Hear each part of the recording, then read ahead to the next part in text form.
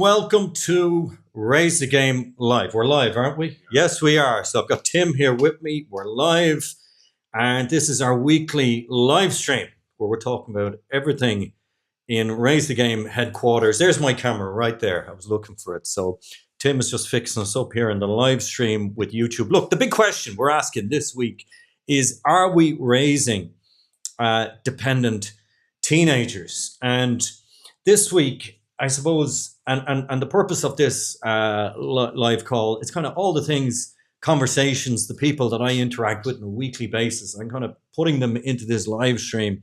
And, you know, I'm working with teenagers, with parents, with schools all the time. We're still 2 weeks out from school. So, you know, it's still, we're very much in prep time. We're also getting ready to launch our new Navigate ADHD program for parents, which I'm very excited about. A lot of prep work, getting a platform ready for that. We've devised a whole new curriculum and program for parents, because it's one thing me coaching teenagers, but parents need just as much support as well. And that's the theme of today. We're talking about dependency. And a big part of this week, I was working with a couple of students. I was speaking to different parents. And over the course of the week, I watched the YouTube with David Starkey. He's a historian over in the UK. And he was referring to the problems in the UK, and I'm not going to turn this into a political thing, but he did reference human rights. And one of the things that you know struck me a couple of years ago was when I came across the Universal Declaration of Human Rights. That's something I learned about, certainly through my master's as well. And one of the big things is the right to education, which is Article 26. Everyone has the right to education. And Article 29, everyone has duties to the community in which the free and full development of his personality is possible. I presume they're talking about his or her personality is possible. So duties to a community in which the full development of the personality. And one of the big things that I do, and I think about this a lot, is what do I do? Who do I help? And in schools, the big reason I'm called into a school is to create motivation. You know, every school would say to me that no motivation, no drive. A big problem today is phones, distraction. And another big issue is everything is one click, one push, one touch. So the problem is solved for us very quickly. And as a result, it's taken away the struggle. And another big challenge is because parents have smaller families, they're very involved in their teenagers' lives. So they solve the problem for the teen. And as a result, teenagers are getting less opportunities to solve their own problems and less opportunities for independence. And that's the theme of this live stream today. And one of the things that I did work on this week as part of my rumination. So I'm out with my dog Lulu, I'm walking the dog. And, you know, as I walk the dog, I kind of riff with ChatGPT. And I decided to create a Raise the Game manifesto. You know, and what that is, you know, what I believe in, who I help. And that way then it helps me to kind of, you know, to be able to help, you know, and to coach people better and to be able to manage my business better. So my goal when any parent or teenager comes to me, I want them to be more confident. I want them to be more capable. Yes, I teach a study skills program. Yes, I do coaching. Yes, I'll teach you all about executive function and what ADHD is. And for students who've dyslexia who come to me, ultimately, the name of the game is that I want them to be able to walk into an exam with confidence. I want them to be able to get through this thing, whether it's the Leaving Cert or in the UK, a set of A-levels, or in the US, a set of SATs. Ultimately, you want your teenager. It's amazing how school can scar a young person. And as a parent said to me during the week, I just want them to get to the end of this and have something to show for his school life. And if you are neurodiverse, then you are at a disadvantage. And a big part of the Declaration of Human Rights is to actually level the playing field. And that's a big part of what I do, because a lot of teenagers, a lot of parents are privileged and they can send their kids to private schools and they can get a lot of grinds. But there's a lot of kids out there who can't afford to get that level of attention. They can't afford the grind. They can't afford the help.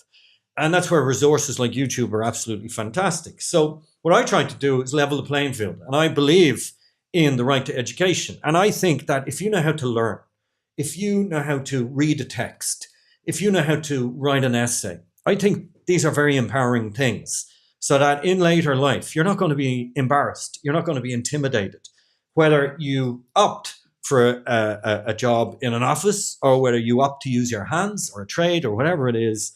Ultimately, I want a young person to come out of my seminars or to come out of my coaching program with a belief in themselves. So it's all about self-belief. And I think if you know how to learn, and if you know how to read, and you aren't intimidated by a teacher or the school system or maths, it's very empowering. So the big thing that I want to help with teenagers and parents is to transfer responsibility. That's the name of the game. What I see with a lot of parents today is they're diving into the rescue. You get the text message from your teenager: I've forgotten that book, I've forgotten my gym gear, I didn't do my homework. So you write the note. You drive down to the school with the book. You fly down to the school with the gym gear. Maybe she's highly anxious. You get 15 text messages, so you swoop down to the school at lunchtime to collect your daughter or son. But what we're actually doing in the long term is we're making them more dependent on you. And only 2 weeks ago, I was talking about this in a video I shot literally this morning. I got a message from a parent who messaged me and asked me, did I coach adults? Did I coach people in their 20s? And her daughter, she said, is stuck. She's stuck at home. She's no job. She's no confidence. She's no self-esteem. And she's no direction. And guess what? That was me. At the age of 25, I failed my chartered accountancy exams, and I was really stuck, and I had no direction, and I didn't know where to go next. And it's very disempowering. It's not just disempowering, it's crippling to your own confidence. And when you look around, you see your friends who are doing well. Maybe they're in a job. At that stage, I remember one of my friends had bought a property. Another one of my friends was getting married, would you believe? And no matter what you do as a young person, in any, not just young people, we compare ourselves with our peer group. And what I remember at that time is feeling so small and not having confidence and lacking in self-belief. So a big part of what I try to do with parents and my students is to give them the tools and the confidence so that, when you do come out of school at 18, you're not, whether you're going to college or not, you're stepping out into the world, at least with the tools to be able to navigate the world. And that's why our new program is called Navigate ADHD. But for you as a parent, maybe you are stuck in the parent trap of diving into the rescue. So 3 of the teenagers that I was working with, one of the students, we created the contract, what I call his game plan. We set the goals. And then a big part of the issue for him, and he's going into Leaving Cert year, is phones. So his mom said to me, how do I get the phone off him? It's a huge area of contention. And by the way, this boy has not been diagnosed with ADHD. So I have huge suspicions. So I've actually said to his mom, he should go for an assessment, a diagnosis. And what that is, a lot of parents say, why would I do that? Well, I think of it as jigsaws and dominoes. If you have that information, if your teen has ADHD, that's a huge part of the jigsaw piece, both for them and for you, as to what to do next. Maybe they need medication, maybe they need coaching, maybe they need accommodations in school. And that piece of information can be very, very valuable. What happens with a parent is you go and bring your kid and your teenager to an educational psychologist, you spend a lot of money, they give you a report, but then what happens next, is kind of flat. You bring it to the school and maybe not a lot happens. Why? Because schools don't have the capability. Only one school I was working in recently, they were telling me out of 183 first years next year, something like 85 of them have additional needs. So up to 30 to 40% of the first years. So schools are really stretched and it's very hard to get learning resource. And that's what my program is all about. So for this student, what I was really setting up with this boy during the week was how to structure his time, how to take ownership and not have his mom diving into the rescue. And we also spoke about the screen time. We need to create, certainly for him, Leaving Cert year, 2 hours of focus time where he can get his homework done, where he can get his study done. And for him, up until now, he hasn't been doing that. In fact, he's been doing his homework and learning resource. One of the other students I was working with this week, I won't say her name, she was disappointed. She's come out of fifth year. She hasn't got the results. She's come back to me. And I said, what could you do differently next year? She said, I'm too busy. I've too many things going on. So she is in the gym. She has a part-time job. She's in a music group as well. She's very busy.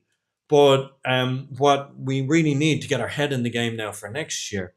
And again, once again, we created this game plan, what I call the family contract. And this set out her goals. This set out what she needs to do. We need to create structure around her time. One of the big questions I ask is, what do you need to give up for this focused year? And for her, it's all these different activities. So she knows she has to change for next year. And I asked, what's one thing you can do to create that focus time? And she said, go to after school study.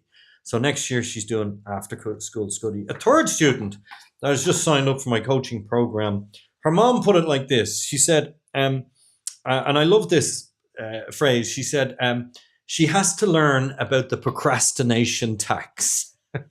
And I just love that. There is a tax for putting things off. And the big challenge for ADHD is we constantly procrastinate, put things off, put it on the long finger. And that's why you find yourself shouting at your teenager. Have you started your study? Have you done that homework? Why didn't you have this project done? How come you didn't know about the test? And oh my God, why can't, and you got that frustration with them all the time. So a big part of the reason that this parent has signed her daughter up is that she's got to learn how to do hard things. Why? Because school is hard, study is hard, homework is hard. Like no one bounds home after school and wants to, sit down and do maths or English. Well, some do, but not many do. And it's very hard today because trigonometry is up against TikTok. Science is up against Snapchat. So we have all these things competing for our attention today. So teenagers today don't have the opportunity to be bored. And that's a real problem. So one of the things that you need to do in your house is you got to create structure and stability. This is the 4 S's of my coaching program. The first one is stability. So how do you have less chaos in the house? Well, the first step is that you need to understand what you're dealing with, whether it's ADHD, dyslexia, dyspraxia. What's driving your teen's behavior? And once you have that information, that creates stability, because then you can change your response. You can't change your teenager, but you can change your response to your teenager when you understand is what's driving the actual behavior. The second thing is structure. So I show students and parents how to structure the home. Your secret weapon as a parent is how you set up the home environment. And, if they have a PlayStation in their bedroom, if they've got a phone in their bedroom, if they are after 10 o'clock, if they have a TV. I remember one time coaching one young person. I remember mom set up the coaching session and she said, my daughter, she doesn't leave her room much. She didn't go in for much at third year. And, I just want life to get going for her. And I remember doing the coaching session with this fabulous young person. And literally in her bedroom, she had a piano. She had a TV. I think she even had a microwave. I mean, there was no reason for her to leave her bedroom. Whereas in my generation or your generation, it was too boring being in your house. So you had to get out. The problem is now, because of phones and social media, you don't have to leave your room. And we've made our rooms too comfortable. So one of the things I was talking about in one of my Instagram reels during the week is how the world is just too comfortable today. So in some way, we have to remove those distractions. And that's where you as a parent have to be really firm. You are the parent about things like Wi-Fi, handing up phones after 10 o'clock. No teen, certainly under the age of 16, should have a phone in their bedroom before the age of 16. And you have the right to go through their phone, certainly under the age of 16, if you're paying for the plan, which I presume you are. And these are all expectations. So I talk in my programs about responsibilities, expectations, privileges. A lot of these things have to be earned. And my philosophy out of all of this is not about, for me, when I'm coaching students and parents, it's not about more points. It's not about more pressure. It's not about perfection. What we want is a young person to take ownership. That's what creates motivation. That's what creates drive. When you have consequences to your action, how do you create ownership? Well, think of a tennis ball, hit the ball back into their court. When you get that text message, I forgot my gym gear. Well, don't answer it. Actually respond. Well, how are you going to solve this? The next time they don't have their homework done and they want you to write a note to get them out of that, don't write the note and say, what are you going to do to solve it? So give them the gift of ownership. You have to understand that, and a lot of parents will blame the system to say the teacher's no good, the school is no good, that teacher's always doing X, Y, Z. Well, now we can get into a blame culture. And what that does for your young person, it creates something called learned helplessness. And they'll say things like, it's too hard, the teacher's no good, they're always picking on me. Don't buy that. If your teenager gets into a lot of that stuff, they're now developing learned helplessness. So you gotta watch out for that. And the big thing that I want you to ask yourself coming out of this live stream is, what am I currently doing for my teenager that reasonably they could be doing for themselves? That's the one big question I want you to ask yourself. What are you doing for them that they could be doing for themselves? And stop doing that thing. Whatever that thing is. And, maybe you're bringing them, and I see this all the time. You feel sorry for your I've had this, sons and daughters. You're bringing them breakfast in bed. You're making them porridge in the mornings, and, you're trying to talk nicely to them to get them out to school. And I get it. I understand it. And I respect it. And I know for a lot of teenagers will say to me, I hate school. And I totally understand where you're coming from. And sometimes that's where you need outside help. So the bigger picture in all of this is, we are in the business of raising confident, capable, resilient adults. You want your son, your daughter to be able to navigate these problems themselves. You want them to be able to get through school, study, exams themselves. And when a lot of parents will come to me, they say, well, they're not listening to me. You get, and one of the parents, he literally said to me, I get verbally abused. He stays late in work because of that abuse. And that's not a nice place to be either. And again, one of the big things, if that's happening to you, then obviously you need outside help. So just to leave you on this one, it's not about control, it's about what they can control. So think of the tennis ball like an analogy for, a metaphor. Bang, hit the ball back into their court. And the goal of the game, and the big part of my manifesto is, once you understand what you're dealing with, and don't forget, ADHD, it's not an excuse. It's not an excuse, it's an explanation. That's what ADHD is. And when I'm coaching neurodiverse teens, it's not, oh, well, that's because of my ADHD. Oh, because of my dyslexia, I didn't get that homework done, or I only got 38% in that text. We're not in the business of that. Because you're different doesn't mean you're less capable. In fact, we know 30 to 40% of entrepreneurs have dyslexia. And I suppose what I'm trying to do in my programs is I'm trying to help a teenager go from dependence to independence. So if you haven't got this figured out, and if you are struggling with your teen, don't give yourself a hard time. This stuff is not easy. I recognize that. So it's all about, and this is where I do believe, whether you have a diagnosis, when you have that piece of paper, it helps you understand your teen. By the way, a lot of this is hereditary, so you can have ADHD or dyslexia as well. Now you can understand them, you can understand the system, and then you can help them take ownership. So I talk about this thing of micro ownership moments. By the way, if I'm looking down, I'm looking at my little manifesto here. So the whole goal of the game is, and what I try to do is support through compassion. And then we build expectation once we understand what we're dealing with. And that way, we're not raising dependent teens. We're helping our teens go from dependence to independence. We're raising confident, capable, resilient teens. And that is the name of the game.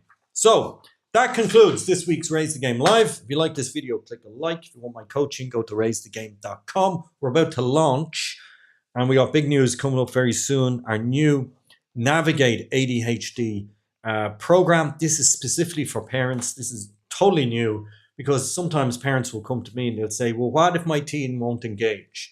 Well, a lot of the times they won't engage, but I can help you to help them. So go to navigate-adhd.com. We're about to launch that. Very excited about this.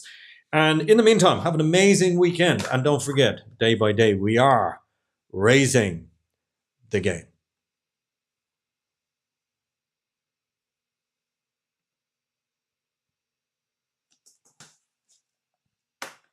I think we're there, offline.